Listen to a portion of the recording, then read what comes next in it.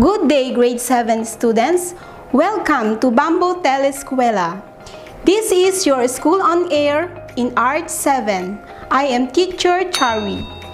Make sure to grab your modules with you and stay tuned to DWDY AM station, CMD Cable Channel 1, and also streaming live at SDO Kawayan Facebook page. Make sure to take down the important things about our lesson. You may also answer all the given activities on your module after watching or listening to our discussion. Do you love arts and crafts? Can you identify easily the arts and crafts of Luzon? Do you know how to make one? Prepare your eyes and mind as you examine deeply the arts and crafts of Luzon. What makes it attractive and unique? What is present in each appearance? Today's lesson will focus on the principles of art used in Luzon's architecture, sculpture, and everyday object. And at the end of this lesson, you will be able to: first, define the different principles of art. Second, distinguish the different principles of art used in arts and crafts of Luzon by analyzing how the principles were used. Lastly, appreciate the importance of arts incorporated in the design. Before we will continue to explore the arts and crafts of Luzon, let us first familiarize ourselves about the principles of art. The principles of art represent how the artist used the elements of art to create an effect to the design and to help convey the artist's intent. The following are the basic principles of art.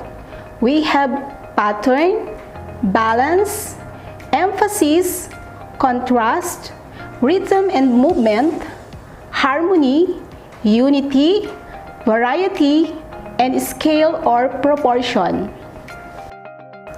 Pattern is a principle of art that refers to the visual arrangement of elements like line, shape, color, and etc. The illustration on page 2 shows that there are alternated and repetitive form or sequence of two briefcases and two lips. Another example is the tinalak cloth. The textile is covered with patterns. The piece of cloth uses repeated lines of diagonal or slanting and geometric shapes and repeated red, white, and black color. Therefore, pattern is the repetition of a particular element of art in a single composition. Balance is the way the elements are arranged symmetrically or asymmetrically to create a feeling of stability or impression of equal weight in an artwork. You can see in the illustration that there is a big square on the left side and a group of 6 small rectangles on the right side. You will notice that the size of a big square on the left is equal to the size of the group small rectangles on the right. There are 3 types of balance: symmetrical, asymmetrical, and radial balance. An artwork illustrates symmetrical balance when the parts of an image are organized so that one side mirrors the other. Examine the image of a lungs on page 3. You will notice that the left side of the lung mirrors the right side of the lung. Look at the picture of a butterfly.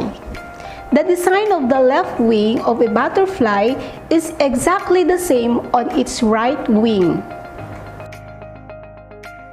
The second type of balance is asymmetrical balance. Asymmetrical balance is illustrated in an artwork when one side of a composition does not reflect the design of the other, yet still appears pleasantly even. You can see in the illustration the image of a fingerprint. You will notice that the left side of the fingerprint does not mirror in its right side because they have different design. Another example of asymmetrical balance is the picture of a sunflower. The drawing still looks balanced even though each side of the paper has different design. The third type of balance is radial balance.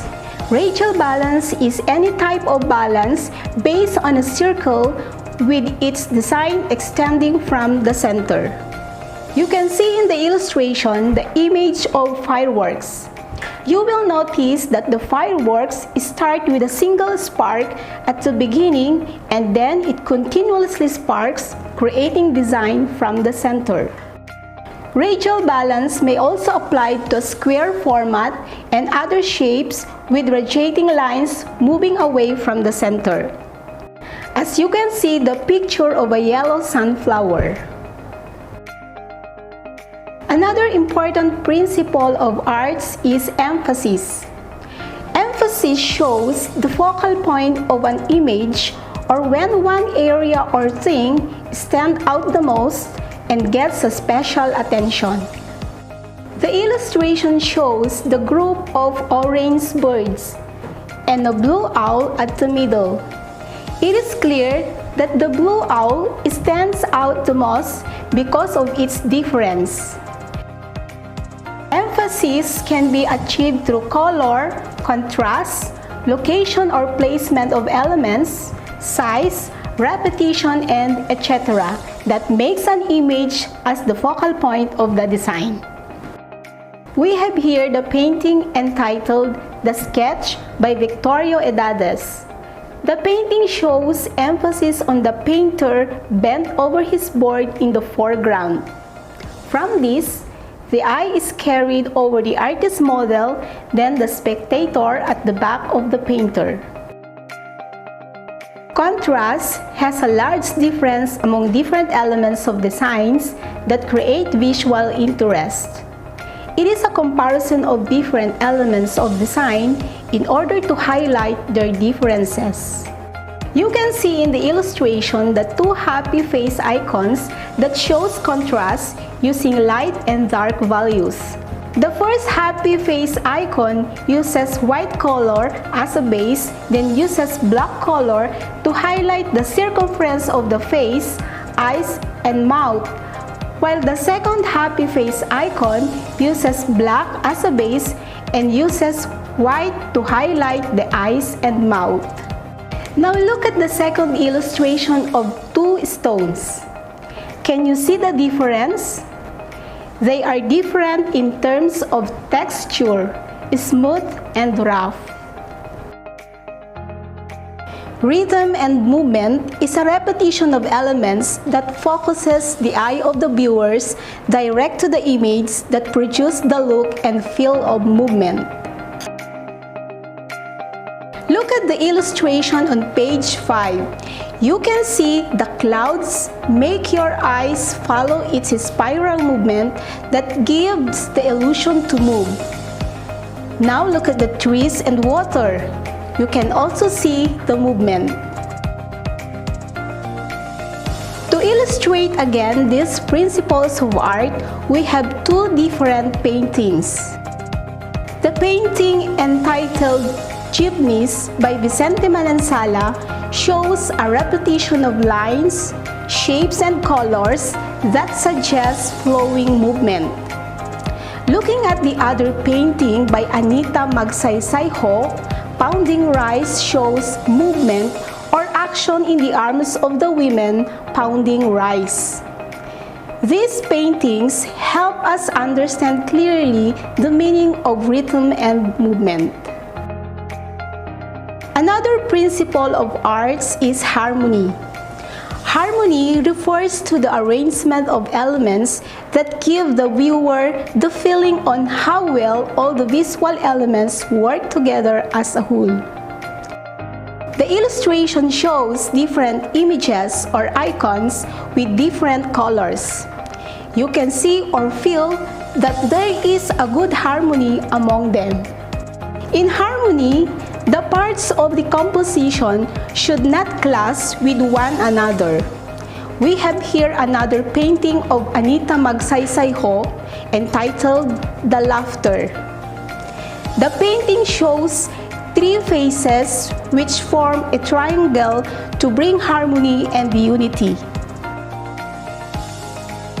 When all the elements and principles work together to create a pleasing image, it defines unity. You can see in the illustration that there is a group of stars with different sizes and arrangement. There is no pattern, but you can see the unity among stars that arrange together to create a pleasant piece. Another example is the painting Mother and Child by Onib Olmedo. The parts of a work come together. Each part fits in with the others to create a single idea, the love of a mother to her child. Variety is the use of different elements in an image that has differences and change to increase the visual interest of the work. There are different elements used in the illustration with different principles that make the viewers see all the parts of the artwork. Let us examine the painting of Carlos V. Francisco, Lost in the Forest. The artist used different subjects or images such as leaves, trees, animals, and children to create a visual interest. Last but not the least principles of art is scale and proportion. It is the relationship between images in terms of size or measurement, number or amount, visual weight, and so on, including the connection between parts of a whole. Look at the painting entitled Madonna of the Slums by Vicente Manansala. The painting shows proportion between the woman and the baby she is carrying. Class, now that you already know the importance of principles of art, I hope that this will inspire you to create a beautiful, artistic, and meaningful artwork in the future. The skills of Filipinos in architecture and sculpture are uniquely incomparable. Every details of the design is truly amazing and extraordinary. Even decades would pass, it will still stand and stay worthy of being built and created. Let us try to look into the principles of arts used in the sample arts and crafts from Luzon. Class, turn your module on page 10. Here is a picture of Calle Crisologo, a narrow and cobbled stone street in Vigan. The houses are simple but lovely subjects ready for picture-perfect shots with their roofs and red tiles, the thick walls, huge doors and staircases leading to rooms of high ceilings and sliding copy shell windows. We can see clearly the balance in every span of the walls, the emphasis and contrast in wall decorations, the rhythm and movement of every structure, the pattern and repetition of the structural designs, and the variety, proportion, and unity of every part of the houses in Calle Crisologo. When we look deeply in every inch of detail of the designs, we can appreciate how the principles of art is being used in Calle Crisologo as shown in your module on page 10. They use cobbled stones in different sizes and arrange it in a repetitive sequence. From that arrangement, we can see clearly the use of pattern and scale principles in it. Turn your module on page 13.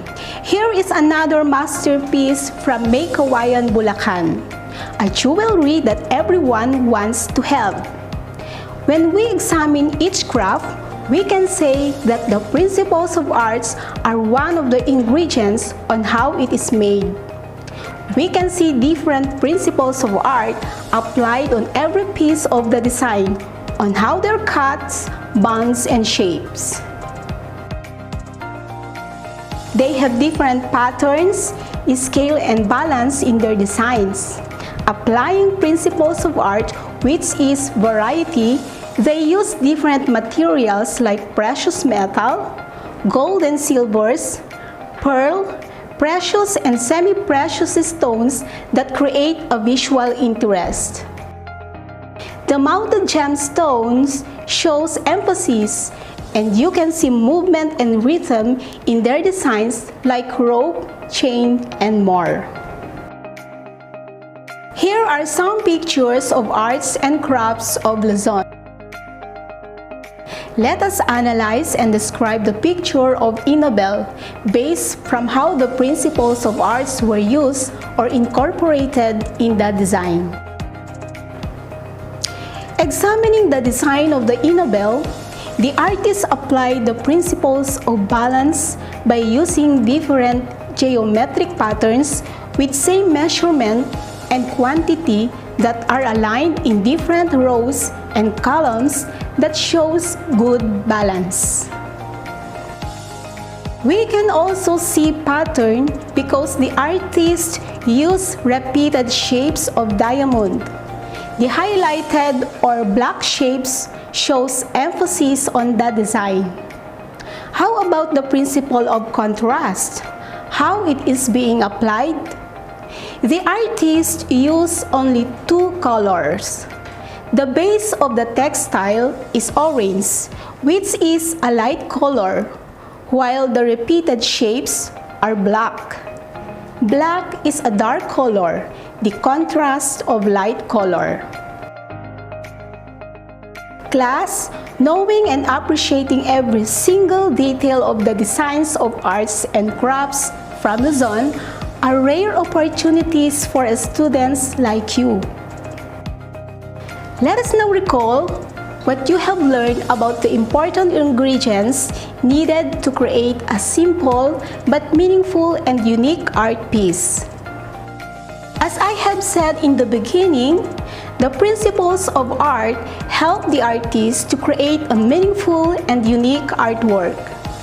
Let us again familiarize ourselves about the principles of arts. We have pattern, balance, emphasis, contrast, rhythm and movement, harmony, unity, variety, and scale or proportion.